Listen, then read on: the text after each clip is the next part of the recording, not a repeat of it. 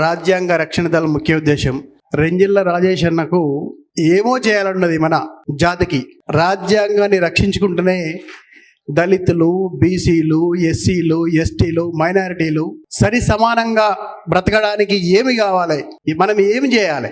నిజంగా చెప్పదలుచుకుంటే అన్ని పార్టీలకు మనమే అవసరం. కాంగ్రెస్ పార్టీకైనా, టీఆర్ఎస్కి అయినా, బీజేపీకి అయినా, తెలుగుదేశంకైనా, ఏ పార్టీకైనా బీసీ కానీ, ఎస్సీ కానీ, ఎస్టీ కానీ లేని వాడెవడైనా ఉండడా? ఎవరికి ఏది ఏ ఎమ్మెల్యేకి వచ్చినా కానీ ఎవరో ఒకరు బీసీ కానీ, ఎస్టీ కానీ, మాది కూడా రోడ్డు మీదకి పోయి ధర్నా చేయాలి. మన వాడి కోసం మనం ఏమైనా చేస్తున్నామా? అసలు మన కోసం మనం ఏమైనా చేసుకుంటున్నామా? అది అవసరం లేదు మనకు.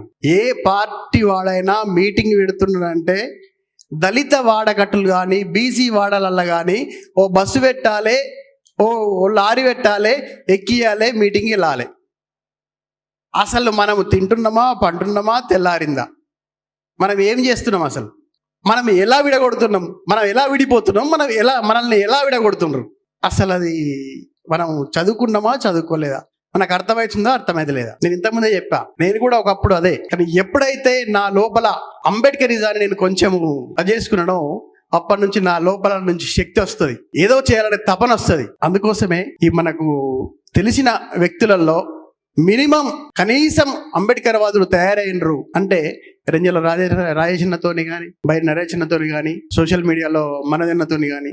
అసలు నిజంగా సోషల్ మీడియా అనేది ఇంతకుముందు విరలెక్క చెప్పినట్టుగా మనం వాడుకుంటే మంచిగా వాడుకోవచ్చు, చెడుగా వాడుకోవచ్చు. మూర్ఖులు చెడుగా వాడుకుంటారు, మంచోళ్ళు మంచిగా వాడుకుంటారు దాన్ని. అందుకోసమే కనీసం ఇంటికి ఒక్కరు గిట్ట అంబేద్కరిజాన్ని అనువాదించుకోండి, అంబేద్కరిజం చదవండి. అంబేద్కరిజంలో ఉన్న అంబేద్కరిజం గిట్ట తెలిస్తే, అంబేద్కరిజాన్ని గిట్ట మనం చదివితే నీకు ఏమి అక్కర్లేదు. నీ లోపల చదువు వస్తుంది, నీ లోపల రాజ్యాధికారం వస్తుంది, నీ లోపల జ్ఞానం వస్తుంది, నీ లోపల అన్నీ వస్తాయి. జస్ట్ అంబేద్కరిజం చదివితే. నువ్వు వేరే చేయవలసిన సింపుల్ ముచ్చట, పెద్ద యుద్ధం చేయాల్సిన అవసరం లేదు.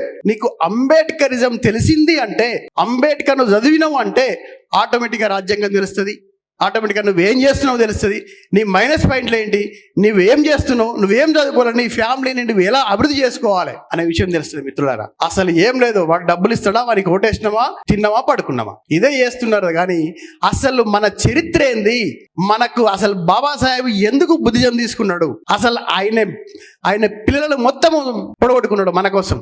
మనం ఇలా ఈ ప్యాంటు, ఈ షర్టు, ఈ కారు, ఈ బంగ్లాలు ఇవన్నీ వచ్చినాయంటే ఎవరి ద్వారా వచ్చినాయి మనకు? ఆయన మన కోసము, ఆయన త్యాగము, ఆయన మొత్తం భార్య పిల్లలను మొత్తం నాశనం చేసుకున్నాడు. ఇలా మనం ఇట్లా ఉన్నాము, ఈ ఏసీలల్లా, ఈ కార్లలో తిరుగుతున్నాము, ఈ బిర్యానీలు తిరుగుతున్నాము, కనీసం రోడ్ ఎక్కనియలేదు మనలా, రోడ్డు కూడా ఎక్కనియలేదు మనలా. అట్లాంటి స్టేజ్ కాడ నుంచి ఇవాళ అసలు ఒకప్పుడు వాళ్ళు రాజులు ఎట్లా అనుభవించారు, ఇప్పుడు ఆ స్థాయిలో అనుభవిస్తున్నాం మనం. కానీ ఏం చేస్తున్నాం? ఆయన pay back to the society చేస్తున్నాలే మనం. కనీసం ఒక చిన్న ముచ్చట, ఎవరైనా ఉద్యోగస్తులున్నా, రాజకీయ నాయకులున్నా ఏమనుకోవద్దు దయచేసి. ఉద్యోగం వస్తే దేవుని దయ వల్ల ఉద్యోగం వచ్చింది నాకు. అంబేద్కర్ రాజ్యాంగం పెట్టిన భిక్ష ద్వారా నేను ఇలా ఉద్యోగం వచ్చింది నాకు.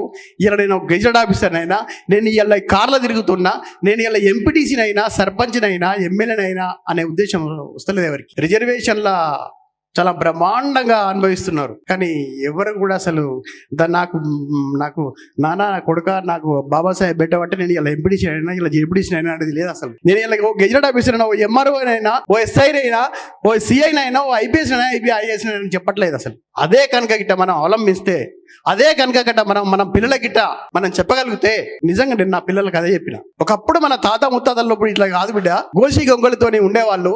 ఇలా మనం ఈ అపార్ట్మెంట్ లో ఉంటున్నామంటే కేవలం బాబాసాహెబ్ అంబేద్కర్ బిడ్డ అని చెప్పిన నేను. అది కనుక మనం చేస్తే ఎంతో దూరంలో లేదు మనకు కావాల్సింది. ఒక్కొక్కరికి 30 ఏళ్ళు పడుతుంది, 40 ఏళ్ళు పడుతుంది రాజ్యాధికారం రావాలంటే. కానీ మనకున్న అన్ని అవకాశాలు ఉన్నాయి. ఆ దేవుడు మనకు అన్ని అవకాశాలు ఇచ్చిపోయిండు, అన్ని అవకాశాలు రాసిపోయిండు. మనమే కనుక pay back to the society కేవలం చెప్పగలిగితే ఒక 5 ఏళ్లలో మనం రాజ్యాధికారాన్ని దక్కించుకోవచ్చు. అందరం మన మంది రావడానికి సమస్య కాదు, వచ్చిన వాళ్ళం కూడా రాజేష్ అన్నతోని రాజ్యాంగ రక్షణ దళ పేరు మీద మనం విలేజ్ నుంచి, మండల స్థాయి నుంచి, జిల్లా స్థాయి నుంచి ఓ వ్యవస్థను తయారు చేయగలిగితే ఎంతో దూరంలో లేదు, దగ్గరలోనే ఉంది. కాబట్టి మనం ఆ దిశగా పయనించాలని కోరుకుంటూ ముగిస్తున్నాను.